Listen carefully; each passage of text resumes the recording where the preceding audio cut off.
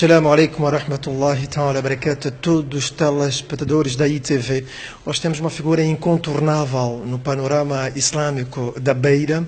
É verdade, é um momento indelével e insólito para nós fazer um retrato de vida na cidade da Beira. Um retrato de vida com uma figura subejamente conhecida, como eu disse, um dar, um ustad. São muitas qualidades. Honestamente falando, eu não saberei descrever todas as qualidades que Idriss Sharfuddin tem. Como questão de praxe, Assalamu alaikum wa rahmatullahi ta'ala wa barakatuh, Idriss. Wa alaikum salam wa rahmatullahi ta'ala wa barakatuh. E vamos a esta questão de praxe, como eu disse. Quem é Idriss Sharfuddin e onde é que nasce? Mashallah. Idriss Sharfuddin é uma pessoa como qualquer outra, né? Eu nasci cá na Beira. Sou filho de... meu pai era comerciante e minha mãe doméstica, simplesmente. Bem, então aí, a primeira questão que fizemos com o Idriss, como é que foi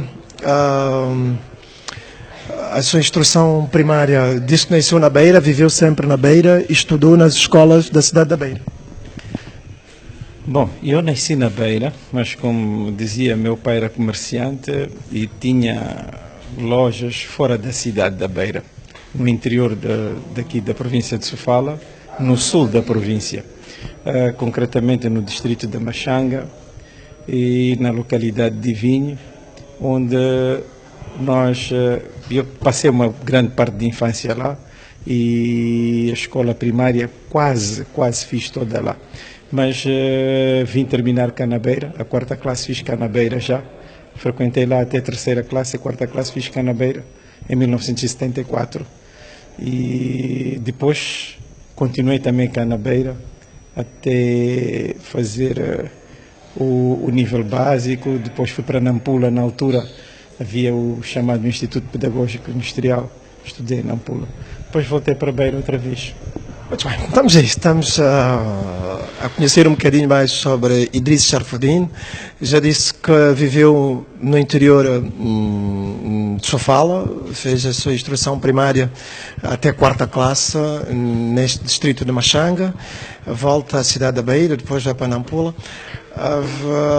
Tem memórias, tem lembranças da sua infância, o que é que mais lhe marcou? Olha, eu tenho belas lembranças da minha infância. Pronto, eu fiz todo o nível primário no tempo colonial. Tem coisas muito bonitas e algumas também muito tristes daquele tempo. Nós aqui na nossa província concretamente tínhamos um problema.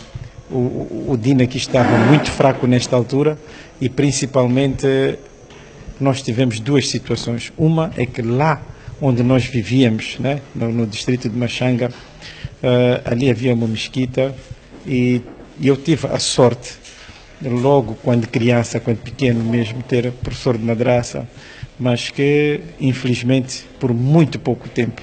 Eu me recordo que fora da média, né, geral lá na infância, eu fui a primeira criança a ser admitido para a madraça com 5 anos de idade. Naquele tempo normal tinha que se ter 6 anos, mas eu fui admitido com 5 anos e também tive a sorte. Naquele tempo o ensino das madraças como é que era, né?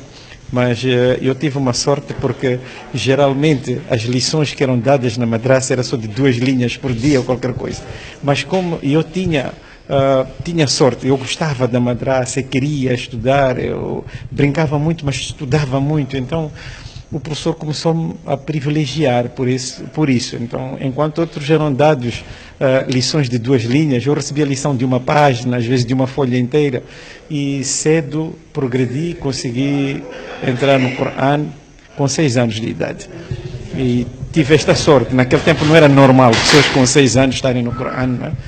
Então eu tive esta sorte. E lembro que na altura também não haviam esses Corãs pequenos que existem hoje. Era o Corão grande. Até as pessoas diziam que o Corão era maior que o meu tamanho. Não é que fosse. Simplesmente eu era pequenino e ter um Corão daquele tamanho para ir com ele para a madraça, né? Mas, alhamdulillah, foi essa parte da infância muito bonita que eu tive. Mas a parte mais triste, que aos 7 anos de idade, quando eu concluí a leitura de todo o Corão, O nosso professor começava logo a ensinar a tradução dos versículos do Corão, inclusive até língua árabe. Eu comecei a aprender um pouco de língua árabe logo aí, aos 7 anos de idade, quando entrei no Corão, mas infelizmente aquilo durou só 2 ou 3 meses. Depois o nosso professor adoeceu e saiu de lá, onde nós estávamos, lá no interior do distrito da Machanga. Saiu de lá, ficamos sem professor, então ficamos sem madraça. Essa foi a parte mais triste que eu tive da minha infância. Muito bem, estamos aí com 6 anos, o Baidris já estava a recitar o Alcorão. É a memória que está retida na sua mente. Tem um ano depois, perde o Sheikh Maulana, que era uma figura importante na sua vida. Nós, antes desta conversa, que não é entrevista, investigamos um bocadinho, como de praxe, como têm sido os estimados telespectadores da ITV sabem. Nós sabemos que o Baidris tem... Eu acho que isso é de criança, né? Sabemos que ele tem uma alcunha, né? E nós vamos querer perguntar de onde é que vem o alcunha, o Poca. Eu estou muito admirado como é que vocês chegaram a esse ponto. Olha, sinceramente, eu muito bem não sei, mas eu recordo-me ainda uns anos atrás, voltei a ter essa conversa com umas primas minhas em Portugal, que dizem terem me dado essa alcunha quando eu era pequenino. Eu já de bebê eu saltava muito.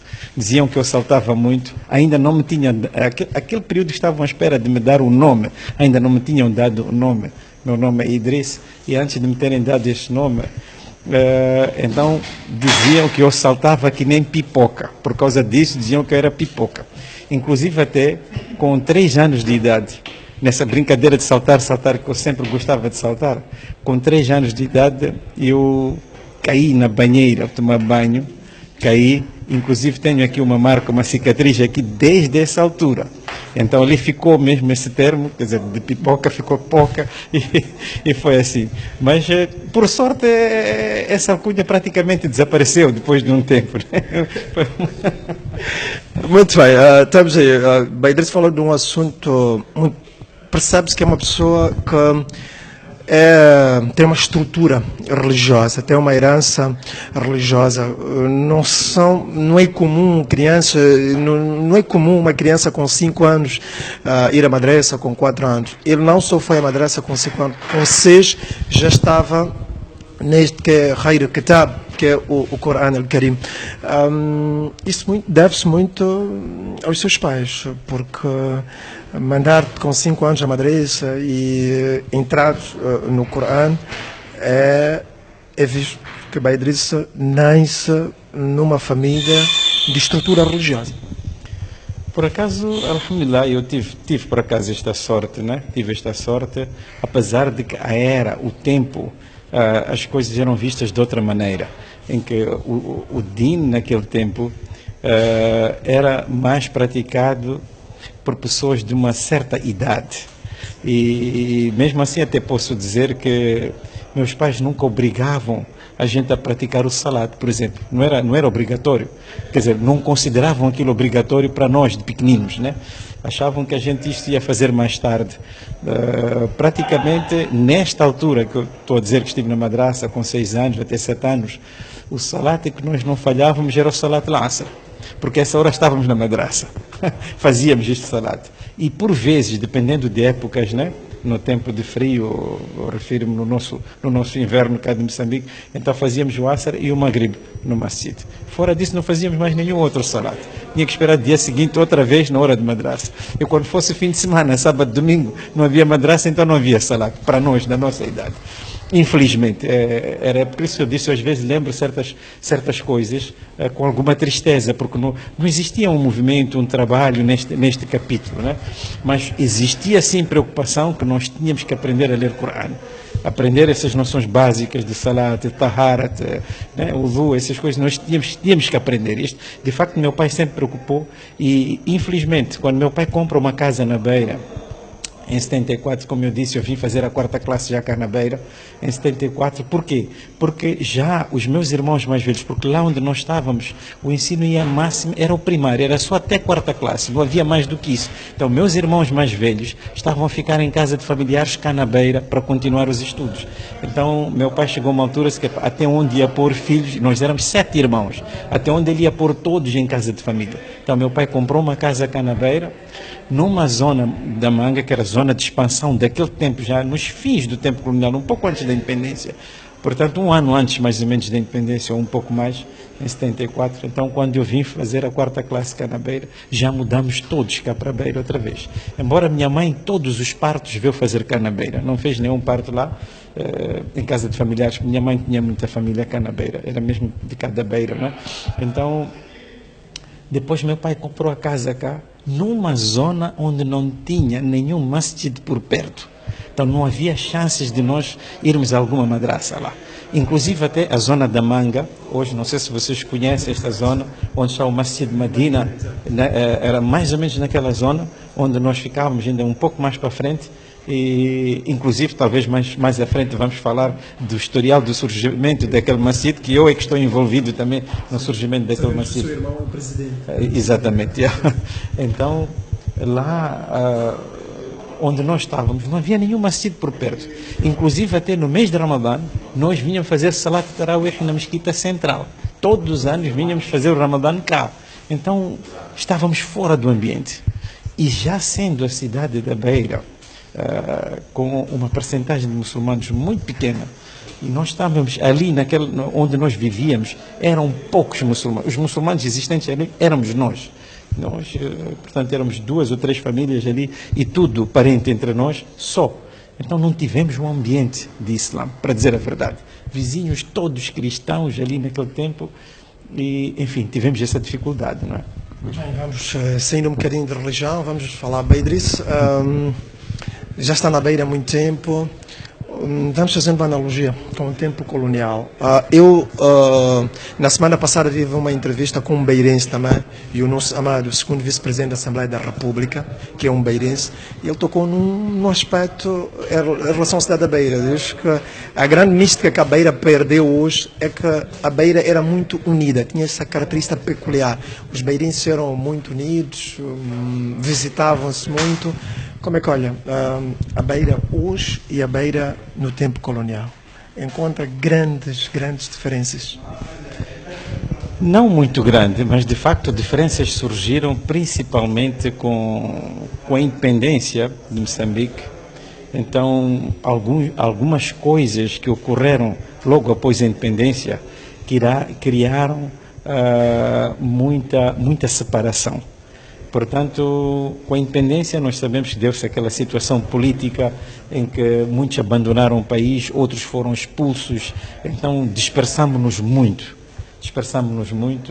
Nossa família ficou muito dividida, umas que na altura foram aqui para países vizinhos, como Malawi principalmente, ou Zimbábue, e outros foram para a Europa, né? Portugal.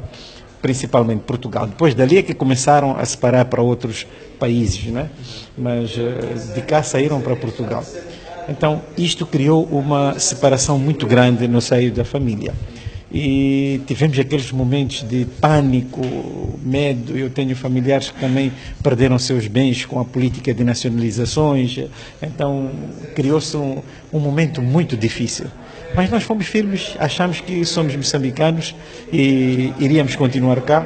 E nem meu pai estava interessado em viajar para o desconhecido. Quer dizer, onde ele tinha todos os bens. Meu pai tinha investido muito cá em Moçambique. Todos os bens dele estavam cá. Então ele saiu de casa sem nada para iniciar uma vida em Portugal, na idade em que ele tinha, nessa altura. Então já era um pouco complicado. E nós éramos crianças também para fazermos este desafio assim. Era um bocado difícil. Mas existiu de facto uma forte união naquele tempo, mesmo nós que cá ficámos, éramos unidos. E eu acho que é uma união que foi se mantendo por muito tempo, e mesmo até agora, embora com alguma tendência para se criar alguma desunião, né? Mas fomos sempre unidos. Muito bem, vamos agora falar da Manga, é verdade, da história do Masjid, o atual Masjid, né, Madina. Baidrice disse quando vem à cidade da Beira, o primeiro bairro que vive na Beira é o bairro da Manga. Sim, Exatamente. Lembranças e ajuda-nos, partilha connosco como é que surge. Na pesquisa que eu fiz, eu sei que lidera o MAST agora o seu segundo, não é o mais velho dos homens, penso que sim, exatamente, sim. É o seguinte, quando nós viemos cá para a Beira, como eu disse, aquela fase 74, 75, nós éramos crianças e nessa altura ainda meu pai ficava muito pouco tempo cá na Beira por causa das atividades que tinha no mato, né? Então nós ficamos aqui, mas com a guerra, quando intensifica essa guerra em 81, então quando meu pai definitivamente fica cá, porque senão ele fazia o vai e vem e às vezes ficava um mês, voltava, mas vinha sempre, né? Mas assim, ficando um mês, às vezes chegava a ficar 2 meses, depois voltava, mas nós ficávamos só com a minha mãe cá, por causa da escola. Então, com o andar do tempo, meu pai era muito exigente e rigoroso nisso, é que nós tínhamos que ler Corão sempre. E quando ele estivesse cá, não só fazia questão de que nós tínhamos que ler o Corão, como ele tinha que escutar, nós tínhamos que ler o Corão em voz alta para ele escutar, um por um. E ele fazia questão de escutar a nossa leitura do Corão. Mas ele nunca nos obrigava a prática do salat, nessa altura. Ele nunca nos obrigava a prática do salat. Mas sempre que ele fosse para ir para o masjid, se algum de nós estivesse ali, ele metia no carro e íamos juntos para o masjid. Então foi uma dessas vezes, eu me recordo, a minha avó, a mãe do meu pai, ele já tinha tirado de lá, de vinho para cá, e já estava doente. Nós íamos sempre para lá visitar a minha avó. Então, um certo dia, era um domingo, eu me lembro muito bem, e lembro bem também que era no mês de janeiro, em 1981. Nós saímos de casa para ir visitar a minha avó, mas meu pai fez questão de primeiro ir para uma mesquita, lá dentro na zona de Vila Massana, ali hoje chama-se Masjid Aisha, perto de passagem de nível, assim, para aquele lado. Fomos até lá e tal, para fazer Salat al-Asr, para depois irmos para visitar a minha avó. Acontece que quando lá chegamos, estava lá um jamaat de Tabligh. Esse jamaat estava lá e alguém levantou, fez um ilan a dizer que havia conversa de din. Então nós sentamos. Meu pai disse, vamos sentar um bocado a ouvir conversa de din. Ficámos a ouvir conversa de din até Salata de Maghrib. Fizemos Maghrib. Depois houve outro ilan que havia Bayan. Então sentámos outra vez para o Bayan. Foi daí onde começa. Exatamente. Foi ali. E eu nunca sequer tinha ouvido falar de Tabligh. É dizer, nunca tinha saído. Eu nem sequer sabia o que é isso de Tabligh. Foi a primeira vez que eu vi que há um movimento assim. E nesse dia eu me recordo que a pessoa muito famosa aqui em Tabligh, que até já faleceu, Rahimahullah, o Bay Rafik, de Tete, exatamente, ele estava neste jamaat, estava a vir de Paquistão, ele tinha ido para, depois do estimado de Tete, ele tinha ido para 4 meses, e quando ele estava a regressar de Paquistão, e ele próprio estava a pedir nomes. Então, eu mesmo assim não estava a entender nomes para o quê, como é que é isto, como é que funciona. Mas, bom, para eu poder perceber bem, eu comecei a ver que essas coisas, para se entender, temos que ir para lá. Eu só que um dia, mas eu estou pronto para um dia. Então, isso eu me recordo. E eu, até o meu irmão Zacarias também, estamos prontos para um dia, nós dois. Amanhã, quando eu disse também, amanhã nós já vimos estar no Masjid de Mataquan. Tá bem, então amanhã a gente passa o dia convosco. Ficou assim, dali seguimos, fomos visitar a minha avó, pronto, dali acabou. No dia seguinte, meu pai foi nos deixar no Masjid de Mataquan. Então ficámos lá, até chegamos primeiro com o Jamaat lá. Nós chegamos, depois o Jamaat meia hora depois, ou 1 hora depois ficou a chegar. Então nós passamos o dia todo com o Jamaat. Então dali, quando passei o dia todo com o Jamaat, comecei a perceber as coisas, como é que funcionam. Então o Bay Rafik pede para a gente ir para Buzi no dia seguinte. Buzi é um distrito aqui perto, e na altura nós até fizemos essa viagem de barco para Buzi. Eu fiquei pronto, meu irmão não podia ir porque estava fazendo um tratamento no hospital, ele tinha um problema no olho e tinha que levar injeções lá no hospital. Então ele não deu para ir, e eu fui para esses 3 dias no Buzi. Só que de lá do Buzi falavam num ajuntamento, em Chimoio. Eu então fiquei pronto, dali viemos para Beira, ficamos um dia e seguimos para Chimoio. De Chimoio organizou-se aquele jor, formou-se um jamate de 5 dias que ia para Manica. Fui também nesse jamate e tal. Eu só sei que essa rota toda eu dei 13 dias. Ali é que foi a mudança total, minha mudança começou ali. Dali houve a mudança total, eu quando voltei já era uma outra pessoa. Então,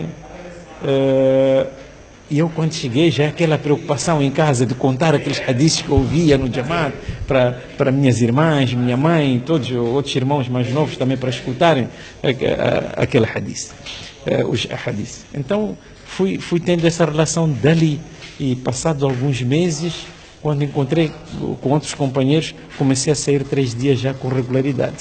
E graças a Allah, desde aí até hoje, eu tenho dado 3 dias todos os meses. É verdade. Mashallah, está aí, mashallah. Foi em 81 que começou e a nossa próxima questão é sobre o Tabligh Jamaat mesmo, veio a calhar. Idriss já, como disse, é companheiro há 36 anos. Quando olha, isso nós temos que partilhar com os estimados telespectadores, porque é verdade. O baraka deste trabalho tem-se refletido muito na cidade da Beira e em Moçambique, é indiscutível. Muitos ulamás, é verdade, que nós temos, que estão lá em Maputo, são beirenses. E é o esforço, durante muitos anos, a Beira esteve na dianteira deste esforço de da'wah, é verdade. É uma coisa que é indiscutível. 36 anos no Tabligh, a fazer o da'wah. Na sua opinião, Idriss, quais são os grandes desafios que o Tabligh tem, não só na Beira, como em Moçambique? Os principais desafios do Tabligh Jamaat? Olha, o principal desafio é fazer com que, pelo menos, numa primeira fase, todo muçulmano seja cumpridor das ordens de Allah subhanahu wa ta'ala e seguidor dos sunnah do profeta sallallahu alaihi wasallam. Esses são os maiores desafios que nós temos. Só para aproveitar essa questão, nós quando iniciei em 1981, a cidade da Beira toda tinha 6 mesquitas. E essas mesquitas eram todas pequenas, incluindo a central. Parte da mesquita, hoje que é a mesquita central, parte dela, na altura, era parque de estacionamento de viatura. Na altura. E o masjid era uma coisa pequena mesmo, embora tivesse 2 pisos, mas era pequeno.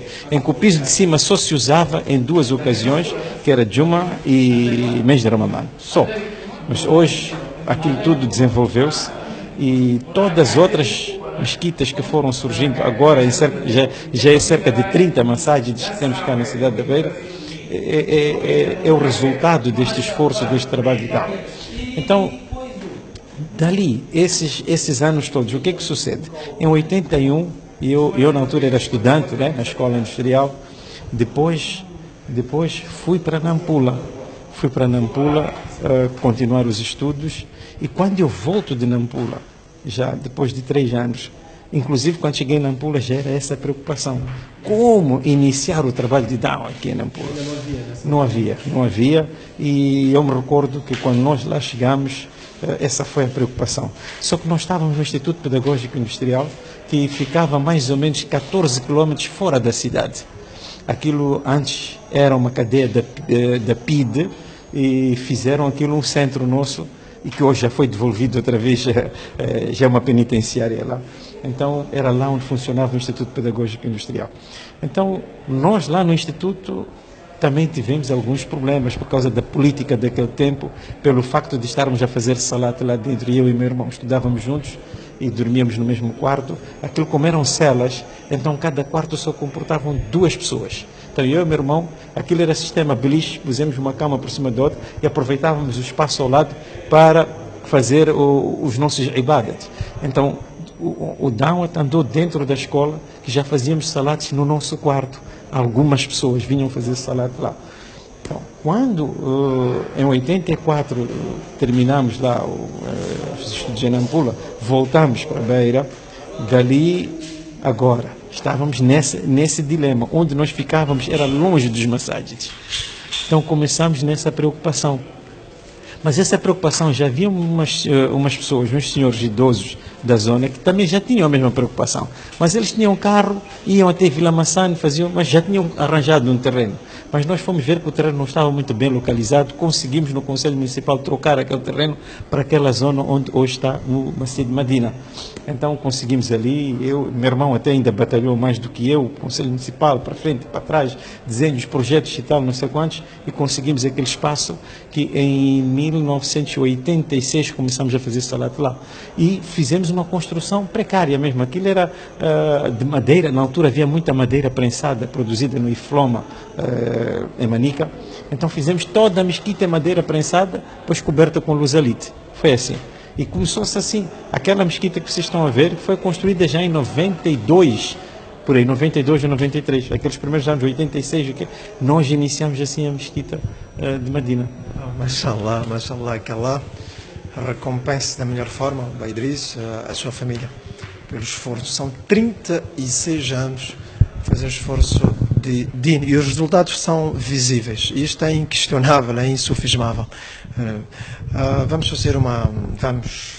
desanuviar um pouco, para irmos a outras questões.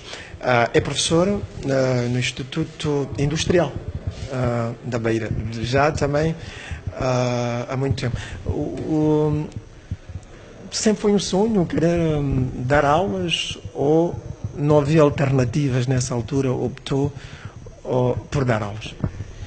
Olha, isso aí é um pouco complexo. Eu acho que isto é um dom, e eu sempre gostei de ensinar, mas não era o meu sonho ser professor exatamente, não era, mas força das circunstâncias, na altura nós não escolhíamos a profissão. Nesse tempo ali não escolhia essa profissão, e eu me lembro que quando terminei o nível básico cá, a possibilidade, eu contava que fosse continuar os estudos em Maputo, no Instituto Industrial, mas mandaram para o Instituto Pedagógico, eu sabia que havia de ser professor. E naquele tempo, infelizmente, o professor era visto como um coitado, né? Era assim.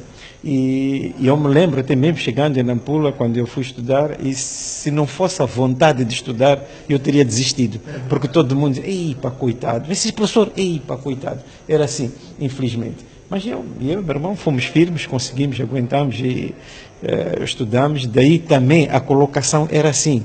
Nós, hoje, uma cerimônia de graduação, a pessoa está a receber um diploma ou um certificado, nós recebíamos guia de afetação. Que até aquele momento que estávamos a receber, na cerimônia de graduação, nós nem sequer sabíamos para onde iríamos trabalhar. E olha, naquele universo todo dos que graduaram naquele ano, em 1984, eu fui a única pessoa que, antes da cerimônia de graduação, eu tive conhecimento para onde eu iria. Porque a diretora nacional, a então diretora nacional do ensino técnico, Margarida Santos Marques, já faleceu ela, tinha sido minha diretora na escola industrial, aqui na Beira. E ela me conhecia muito bem, porque já na altura eu sempre estive no quadro de honra e ganhei vários prêmios como melhor aluno na escola na altura. Então ela já sabia, ela quando chegou lá, procurou saber a meu respeito. Soube muito bem que eu também era melhor aluno lá no IP Nampula. Então, o que acontece? Eu na altura queria continuar a estudar, então na primeira reunião que tivemos, só com os finalistas, que ela fez só com os finalistas, e ela logo alertou, porque ela sabia que esta de querer continuar os estudos. Eu era muito novo, ainda tinha 19 anos, então ela vai assim que não nos interessam alunos que, até me recordo muito bem a expressão dela, alunos que arrebentam escalas em notas, mas se politicamente não são aproveitados, não vão continuar os estudos. E eu percebi que aquilo era uma indireta para mim, porque eu tive alguns problemas na escola pela prática da religião. Tive alguns problemas, mas eles não tinham onde se pegar. Por quê? Porque, por outro lado, sob o ponto de vista pedagógico, eu era o melhor aluno. Então, eles não tinham como me pegar. E depois, mesmo em comportamento, tirando que naquele tempo um comportamento religioso já não era visto como bom comportamento, mas fora do aspecto religioso, eu não era indisciplinado, não era violento, nunca me envolvi em problemas quaisquer que causasse alguma suspensão ou alguma falta disciplinar, etc. Nunca tive este tipo de problema. Então, eles não tinham de se pegar além deste ponto de religião. Então, quando termina esse encontro, logo depois, ela manda-me chamar para o gabinete diretor. Eu fui para o gabinete diretor e olha, aqui também uma outra coincidência. É que o diretor que estava lá no IP também tinha sido meu diretor cá na Beira. Porque Margarida Santos Marques, quando eu passo para o 3º ano da Escola Industrial, ela sobe para a diretora nacional do ensino técnico. Então, há um outro senhor chamado Bento Salema, que fica diretor da Escola Industrial. Quando eu vou para aí, apanho um senhor Florentino Ferreira, que era o diretor lá, e quando eu já estou no 3º ano, o Florentino Ferreira é transferido para Maputo, e vem o Bento Salema para Nampula. Então, depois, e ele já me conhecia de cá, era muita coincidência mesmo. Então, e ela nem precisava muito, era conversar com o Bento Salema, podia dar todas as informações, porque já me conhecia desde a Beira. Então, ele manda-me chamar para o gabinete do diretor, Bento Salema, me recordo muito bem quando estamos lá, e ela diz assim: olha, Idriss, tu vais ter uma missão, é que nós já abrimos o Instituto Industrial na Beira, mas não tem especialidade de sistemas elétricos industriais. Então, tu vais com a missão de abrir esta especialidade na Beira. E eu fiquei assim, pronto. Nem dá para eu discutir, porque senão ainda colocam-me em Cabo Delgado, em Niassa, alguma coisa, eu ficar calado e aceitar bem, porque não é o que eu queria era continuar os estudos. Mas ela diz que tu vais para a Beira com esta missão e eu confio e acredito plenamente que tu vais cumprir com esta missão. Eu aceitei. Então, vim cá para a Beira para abrir o curso de Sistemas Elétricos Industriais cá na Beira no Instituto, onde estou até hoje. O que significa que não há hipótese alguma de existir na especialidade de Sistemas Elétricos Industriais algum professor mais antigo do que eu lá, porque eu é que vim abrir essa especialidade cá na Beira. Muito bem, é uma história emocionante e bastante importante para partilhar com os estimados telespectadores. O Idriss tocou num ponto que é verdade. Eu sou professor, colaboro com a televisão, mas sou professor e sei o que é isso. A docência é como se fosse... É uma profissão mais de assistência humanitária, porque todos nós sabemos a marginalização que sofre. Quando alguém diz que é professor, até que hoje não quero imaginar... As coisas evoluíram muito, porque hoje até a carreira, a classe do professor já é um bocadinho respeitada. Não quero imaginar nos tempos do professor Idriss, que é um intelectual, na verdade. A nossa questão tem muito a ver com isso, é um autodidata intelectual. Idriss é um poliglota também. Fala melhor do que eu, mas eu já pude ver isso. Eu sei que fala andau, português, como nós já sabemos, o árabe, inglês, o urdu e francês. É verdade, é um poliglota, é verdade, é um intelectual, estimado telespectador, é um intelectual. Eu disse, não podíamos estar aqui na Beira sem entrevistar essa figura que é incontornável. Não se fala sobre o Islã na Beira sem falar de Idriss Sharafudin. Onde é que apanha tanta inspiração para tanto conhecimento, Idriss? Olha, eu acho até que nem... Munib, você já nem precisava de me entrevistar. Você conhece a minha vida de coisas que eu nem imaginava que alguém mais pudesse saber. Olha, de facto, há coisas que eu faço, algumas surgem como se fossem automaticamente.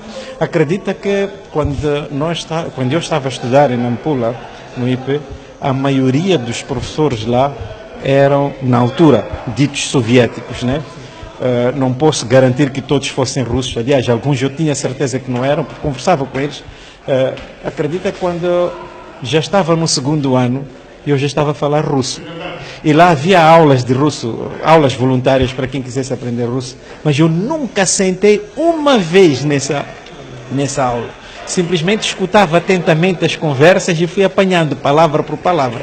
E eu me recordo quando já estava no 3º ano, aconteceu uma vez em que a tradutora, né, eles tinham intérpretes lá que traduziam as aulas, e lá Aconteceu uma vez que uma das intérpretes ficou doente durante 2 semanas. Então, primeiros 3 dias não havia, certas aulas não eram dadas. O professor entrava, sentava e ficava só. Ficávamos ali cumprir com o horário. Até que um dia, eu resolvi perguntar ao professor. E ele ficou admirado, porque eu fiz-lhe a pergunta em russo mesmo. Professor, desculpa, por que nós não estamos a ter aulas? Ele ficou admirado. Perguntei-me, você fala russo? Eu disse, não, eu não falo. É 2, 3 palavras. Ele então disse, escolha. A Irina, chamava-se Irina, a tradutora. Se a Irina está doente. Eu disse, mas professor, eu posso traduzir a aula. Ele fica admirado. Você pode traduzir a aula? Sim, eu posso traduzir a aula. Epa! Então, ele faz um primeiro ensaio. Ele dá a aula e eu traduzo a aula. Alunos que tivessem dúvidas, eu transmitia ao professor, e às vezes até outras eu nem transmitia, e eu diretamente esclarecia as dúvidas, e eu dizia ao professor, eu vou falar diretamente essa questão, eu posso responder a eles, e o professor autorizava-me, sim, responde lá, eu respondia em português, só que às vezes o professor, para ver se eu respondi bem, perguntava, o que é que você respondeu? E eu então explicava a ele em russo o que é que eu tinha falado. Eu disse, tá bom. Então, isto ali virou, quer dizer, uma notícia que se espalhou ali pelo Instituto, que o Idriss fala russo. E muita gente chegou a pensar que eu vim para lá a falar russo, de onde eu vinha. Não é possível. Nós estamos... E, no entanto, aqueles que frequentavam aulas de russo, ninguém falava melhor do que eu o russo. A única coisa que eles tinham, eles sabiam escrever, e eu não sabia. Então, um dia eu pedi ao professor, aponta-me lá aqui o abecedário russo. Explica-me lá letra por letra como é que era. E ele explicou. Então eu não sou completamente analfabeto. Eu sei ler russo. Então eu já sei ler russo. Tenho alguma dificuldade para escrever naturalmente. Alguém com uma primeira classe ou segunda naturalmente não escreve muito bem, né? Nem no português já disser assim, diga que isto é A, este é B, este é C. Ele não há de conseguir juntar tudo de uma forma correta. Mas para ler, eu leio sem dificuldades. Tenho alguma dificuldade para escrever. Então, o russo foi assim. Assim como o urdu, aprendi no meio de Jamaat e Tabligh, sair com Jamaats de Paquistão, e já fui a Paquistão, fui várias vezes para a Índia, então eu falo urdu assim. Então, meus avós eram da Índia, falavam Gujarati, tenho familiares que falam Gujarati, então também um pouco de Gujarati falo, né? E assim por diante as línguas foram aparecendo. Tive professor cubano, dou uns toques em espanhol, então isso aí é normal. Francês estudei na escola, no tempo colonial, aliás, mesmo depois da independência, aliás, porque eu quando entrei para o ciclo preparatório foi exatamente em 75, já era depois da independência, né? Então nessa altura o francês já aprendi ali, né? E inglês também aprendi na escola, depois constantes. Naquele tempo, eu me recordo, em 84 até, eu entrei no Jamaat quando terminaram as aulas, de um Jamaat que saímos de Nampula para Maputo. Quando eu cheguei em Maputo, em 84, depois veio um Jamaat de Durban. Não tinham tradutores. E naquele tempo, pessoas que falavam inglês eram raras. Não é que não houvesse, mas eram raras. Então tiraram-me do Jamaat que eu estava, para ir ficar com o Jamaat de Durban como tradutor. Fiquei a andar com eles 10 dias em Maputo como tradutor daquele Jamaat, em inglês. Então, falando, fui progredindo cada vez mais, né, em línguas. E assim que acabo falando essas outras línguas. Né? As línguas elas são uma particularidade. Idriss é um intelectual. E uma coisa também que é adib, né, que é admirável, é o conhecimento religioso. Eu sei que quando o Idriss dá um bayan aqui para os que não são muçulmanos, alguma palestra aqui na cidade da Beira, é uma das palestras mais concorridas, é verdade. A capacidade, alhamdulillah, que Allah deu, a eloquência que tem, a argúcia, acima de tudo, em falar, e o domínio das ciências religiosas que tem. Quer dizer, é um gênio mesmo, porque para dominar, para ter esta capacidade, para conseguir explicar algumas ciências, é preciso ter aquilo, né, que Allah diz, ittaqillah wa alamhu, é verdade. Olha, isso aí não há dúvidas. Eu tenho, é uma particularidade que eu tenho, eu gosto muito de ler, gosto muito de estudar, de investigar, né? E eu leio muito, investigo muito, sempre li, mesmo naquele tempo, quando estava lá na Manga, onde não havia mesquitas, eu lia muito. Essa era uma particularidade que eu tinha. E me recordo que um tio meu, portanto, ele é tio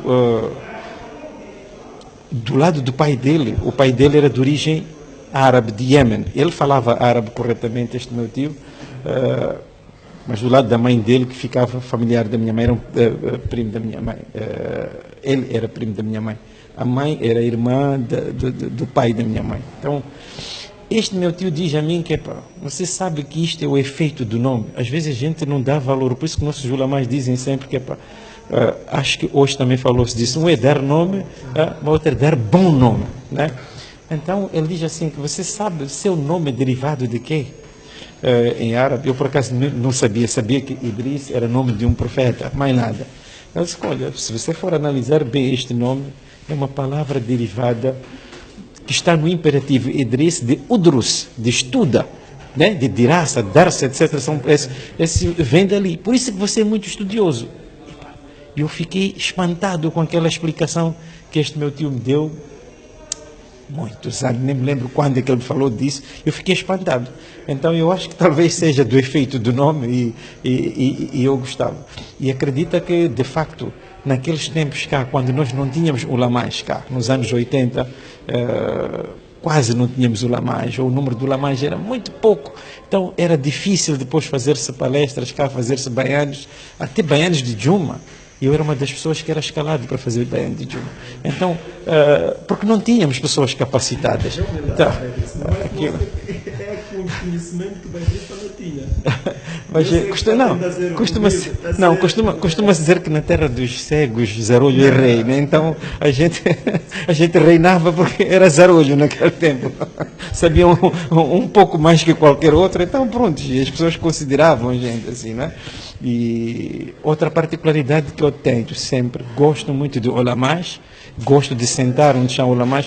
Até hoje, eu quando viajo, quando vou para Umra ou para Hajj, coisa que não é muito comum nossa malta fazer, e eu sento naqueles ajuntamentos de ulamás, eu aprendo sempre qualquer coisa, estou lá, sento e assisto que eles fazem qualquer programa, no fim as pessoas mandam perguntas lá, e eles, aqueles shiukhs todos dão respostas, e eu sento, eu gosto de estar ali, sinto-me bem no ajuntamento de ilm, eu sinto-me bem, sei que alguma coisa é de acabar colhendo dali, né? Então isso vai me aumentando, mas no fundo sou autodidata, como eu disse, madraça, estudei até 7 anos de idade, ninguém acredita, hoje quando eu falo, não é possível, mas agora, mais do que isso eu não posso fazer, mas essa é a realidade. Eu estudei na madraça até 7 anos de idade, não estudei mais do que isso. O resto assim sozinho, a esforçar. Inclusive um ano aí, não me lembro exatamente em que ano foi, 89 parece-me, 88, por aí, 89 ou 90 mais ou menos, abrimos cá um curso para reciclagem, capacitação dos nossos imãs e professores de madraça. Eu era um dos professores lá, eu dava aulas a eles também. Eu fui e Sheikh Saleh, quando dava essas aulas, ele convidava-me que eu tinha a dar. Uma vez estive a dar Sirat Nabawiyya, já dei Tajweed também. Então, sempre gostei, estive ligado. Até hoje, mesmo essas madraças aqui, ulamás, alhamdulillah, gosto deles, eles também gostam de mim. Isto já eu acho que por eles gostarem de mim que eu gosto deles, não o contrário. Eu acho que eles que gostam de mim fazem-me gostar deles. E eu aproveito. E eles não sabem que eu, na conversa com eles nem devem imaginar que e eu estou a aprender muito com eles. Estou aí a conversar, eles nem estão a dar conta, estão a ensinar, eles nem sabem. Então vou aprendendo assim. Inshallah, é verdade. É takbir, é verdade. É uma história, é uma radiografia de vida este de Idris, bastante emocionante. 7 anos, foi a madraça até 7 anos, mas com uma bagagem de conhecimento. Alhamdulillah. Já estamos pouco tempo da antena mesmo. Eu gostava que o meu realizador desse-nos mais tempo, e eu espero que Allah conceda esta oportunidade de termos Idris, passa aqui o pleonasmo, outra oportunidade para podermos conversar sobre vários. Vamos ter que resumir o que falta para dizer. Idris sabe cozinhar? No Jamaat, 40 dias, 4 meses, nós não estamos lá. Temos que ir para... Sim, isso é verdade. A gente acaba sempre sabendo. No Jamaat a gente aprende tudo e a gente também aprende a cozinhar. E de facto aprendi a cozinhar no Jamaat, né? E dizer uma coisa, não gosto de cozinha, para dizer a verdade. Eu cozinho, pronto, no Jamata a gente cozinha. Eu em casa nunca entro na cozinha. Primeiro porque minha esposa nunca aceitou que eu pegasse nas panelas em casa. Ela não aceita. Né? Até ela estando doente, ela vai a cozinhar porque acha que eu não devo fazer aquilo. Né? Mas eu não vejo mal nisso. Mas ainda bem porque eu também não gosto muito de cozinha. Meu filho, por exemplo, gosta de cozinha. Eu não gosto de cozinha. Qual é o melhor prato? O que é que gosta de comer? O que é que quando a tua esposa cozinha, diz mashallah? Olha, eu vou falar de duas coisas que eu mais gosto. Uma é sopa, por exemplo, e eu todos os dias, 1 a 30, como sopa, por exemplo. Meu jantar, desde que eu fiz 40 anos de idade até hoje, eu sopa todos os dias ao jantar. E não porque algo me prejudica, é uma decisão minha, que já meus filhos cresceram a saber que pai, quando fizer 40 anos de idade, vai parar de jantar, vai comer sopa só no jantar. O jantar dele vai ser sopa. E outra coisa que eu gosto muito, o meu prato predileto é peixe. Gosto muito de peixe. É o meu melhor prato. Agora vamos. De certeza, ou é de Benfica ou é de Porto, porque o de Sporting é que não é mesmo, porque com estes tantos anos é preciso ter coragem para ser de Sporting. É de Benfica? Por acaso não, sou do Porto. Contrasta com o teu filho. Ele é de Benfica, sim. Mas é assim um adepto ferrenho quando o Porto, Benfica jogam. É daquelas pessoas que depois fica chateado por um mau resultado ou nem por isso? Não, por acaso não. Eu sou adepto saudável. Não sou doente, sou saudável. Então não tenho muito esses problemas, graças a Allah. E eu considero isso graças a Allah, porque às vezes as pessoas quando se mergulham no desporto excedem determinados limites e às vezes até parece que não é um muçulmano no meio daquilo. São por causa de uma bola e 22 pessoas estão lá no campo a correr. Há pessoas que às vezes até não comem por causa disso. Aqueles mesmo que são os culpados daquele resultado saem dali, vão comer, vão dormir e estão na boa, ainda recebem salário no fim do mês. Nós outros cá não apanhamos nem uma 500, nem €1 por causa disso e não ficamos a sofrer. Para quê? Portanto, eu não vejo lógica para isso. Só para concluirmos, há alguns dias realizou-se na cidade da Beira a conferência islâmica. Que relações tira desta conferência, Beidris? Olha, alhamdulillah, eu penso que uma das coisas muito importantes que ocorreram cá que foi para mim, né, fundamental nessa conferência é criar um mecanismo para juntarmos as pessoas, principalmente pelo lema mesmo, né? Tolerância e harmonia na diferença. Portanto, como eu digo que de todas as dissertações que aqui foram apresentadas, uma das que mais me comoveu foi a apresentação que o Maulana Nazir fez hoje, onde ele diz que divergimos em temos diferenças em pequenas coisas, mas acabamos divergindo em grandes coisas. Às vezes somos unidos, tem muitos aspectos e a maioria dos aspectos são comuns para todos. Devíamos cingir nisto, virar a atenção para isso e ignorar aquelas pequenas diferenças que existem entre nós. E ele focou exatamente num dos pontos que causa tanta confusão por causa de Lua. Diz que vamos deixar isso, tem muita outra coisa para a gente ver, há muita prioridade, há muitos desafios para o nosso país no campo de Islã, que nós devíamos pegar aquilo e esquecer essas pequenas diferenças que existem entre nós. Para mim, foi a coisa essencial, ver se a gente consegue criar a união dos muçulmanos em Moçambique. É intelectual, já disse isso muitas vezes, estimados telespectadores concordaram comigo, um ponto que choca os muçulmanos a nível mundial é esta decisão dos Estados Unidos de transferirem a embaixada em Tel Aviv para Jerusalém. Os muçulmanos vão reivindicando, de certeza está a acompanhar os mídias e olha para este assunto com preocupação. Desde 1948 que os palestinianos vivem este massacre, esta carnificina e, infelizmente, sob o olhar impávido e sereno da comunidade internacional. Gostava de dizer alguma coisa só para terminarmos sobre este assunto. Olha, eu não gosto muito de falar dessas coisas polémicas e políticas na imprensa, né? Mas já que me coloca aqui, Hoje o mundo está a funcionar, se nós formos a ver, aquilo está a funcionar por um grupo de pessoas que querem mandar o mundo inteiro, querem controlar o mundo inteiro. Então isto faz com que são decisões que eles tomam mesmo para provocar, como se diz, né? Lei da selva. Né? Lei do mais forte. Funciona quem é o mais forte, ele manda, faz e desfaz no terreno que não lhe pertence, ele decide ir lá dizer que eu concordo, podes pôr capital aí, que nós estamos... E, no entanto, isto viola acordos deles, desde todos os tempos que tentaram criar uma aproximação entre o Israel e o mundo árabe, sempre isto... Aliás, até na formação do Estado de Israel, já se previa que Jerusalém não podia ser capital de Israel. E agora aparece a dizer que sim, que tem que ser e pode ser e etc. Coisas que não fazem sentido e acredito que isto vai gerar muita confusão. Neste caso, até estamos com um bocadinho de sorte porque alguns países protestaram isso. Mesmo sendo do Ocidente, países já têm muitos amigos da América, mas também não concordam com essa ideia, né?